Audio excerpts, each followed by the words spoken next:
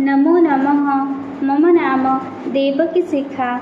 अहं केन्द्रीयसंस्कृतविश्वविद्यालयस्य श्रीसदाशिवपरिसरे शिक्षाशास्त्री द्वितीयवर्षीया छात्रा अस्मि। अधुना अहं पर्यावरणशिक्षा इत्यमुं विषयम् आधारीकृत्य किञ्चित् वदामि। तर्हि पर्यावरणं किं नाम पर्यावरणम् इति प्रश्ने अत्र उच्यते, पृथिवीं परितो व्याप्य तामाच्छाद्य स्थितं च यत् जगदाधाररूपेण पर्यावरणमुच्यते। सामान्यतया यानि तत्त्वानि अस्मान् आच्छादयति, अस्माकं चतुर्पार्श्वे च विद्यन्ते, अस्माकं कृते ये बहिस्थाः येषाम् अस्माकम् उपरि प्रभावः परिलक्ष्यते, परिणामेन अस्माकं प्रतिक्रियादयः प्रकट्यन्ते, तानि तत्त्वानि पर्यावरणपदेन समाकलितानि सन्ति। पर्यावरणशिक्षायाः स्वरूपं। पर्यावरणशिक्षायां पर्यावरणस्य सम्पूर्णस्वरूपं विचारणीयम्। इयं शिक्षा प्रारम्भिककक्षातः प्रारभ्य सर्वेषु औपचारिक अनौपचारिकक्षेत्रेषु अपि सततरूपेण प्रचालनीया। इयं शिक्षा स्थानीय, प्रादेशिक, अन्तर्राष्ट्रीय परिप्रेक्ष्यानुसारं प्राप्यमानानां प्रमुखपर्यावरणसमस्यानां मूल्याङ्कन आधारिता भवति। अस्यां शिक्षायां पर्यावरणसमस्यायाः जटिलतां प्रति आलोकपातं भवेत्।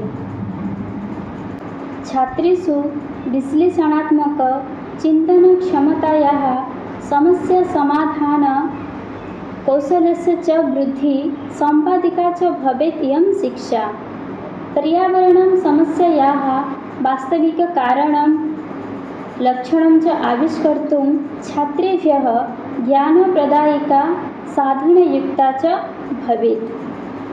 पर्यावरणशिक्षायाः प्रकृतिः। पर्यावरणशिक्षा सामाजिककरणस्य प्रक्रिया भवति। पर्यावरणशिक्षाद्वारा मानव-पर्यावरणसम्बन्धयोः ज्ञानं भवति। पर्यावरणशिक्षा व्यावहारिकज्ञानस्य उपरि बलं ददाति। पर्यावरणशिक्षायाः अभिवृद्धिकौशलयोः तथा मूल्यानां विकासः अपि भवति। पर्यावरणशिक्षा समन्वितशिक्षा भवति। पर्यावरणशिक्षायाः सम्बन्धः मानवस्य भविष्यस्य उपरि प्रभावं भवति। पर्यावरणशिक्षायाः ज्ञानात्मक, कौशलात्मक, भावात्मकं पक्षाणां विकासः भवति। पर्यावरणशिक्षा मानवविकासेन सह सम्बन्धिता अस्ति। पर्यावरणशिक्षायाः क्षेत्रं विज्ञान एवं प्रौद्योगिकक्षेत्रं, पर्यावरणस्य निरन्तरता, मानवीयक्षेत्रं, कला एवं सङ्गीतक्षेत्रं, साहित्यक्षेत्रं च इति। पर्यावरणशिक्षायाः महत्त्वं।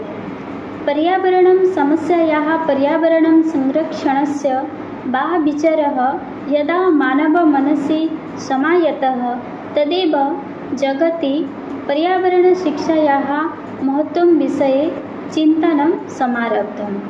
स्टॉकहोम् नगरे 1972 संवत्सरे समायोजित मानवपर्यावरणमिति अन्तर्राष्ट्रीयसम्मेलने अपि विषयेऽस्मिन् चिन्तनं जातं।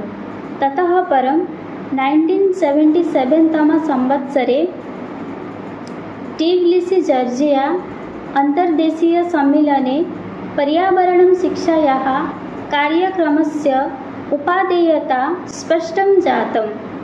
अस्य अनुसारेण पर्यावरणशिक्षायाः महत्त्वमेव भवितुम् अर्हति, यथा पर्यावरणस्य सत्त्वं, तथ्यात्मकं च ज्ञानं जनेभ्यः प्रदानम्। अनन्तरं ज्ञानस्य आधारे पर्यावरणस्य असन्तुलनस्य सम्भावितं कारणम् अन्वेषणम् अनन्तरं पर्यावरणं संरक्षणं सुरक्षां प्रति जनान् अभिप्रेरणं। पर्यावरणशिक्षा विश्वे भावी सुयोग्यनागरिकाणां निर्माणे अभिप्रेरणां प्रददाति। पर्यावरणशिक्षा शिक्षार्थीषु प्रदूषणं प्रति चैतन्यम् उत्पादयति। पर्यावरणशिक्षा मानवप्रकृतयोः सम्बन्धानाम् उपरि महत्त्वं प्रकाशयति। पर्यावरणशिक्षा जनसङ्ख्यावृद्धेः समुत्पन्नं समस्यानाम् अध्ययनं करोति, तासां समाधानाय निर्देशनमपि प्रयच्छति। पर्यावरणशिक्षा शिक्षार्थीषु वैज्ञानिकं मस्तिष्कं समुत्पादयति। पर्यावरणशिक्षा मानवं प्राकृतिकसौन्दर्यं प्रबोधयति।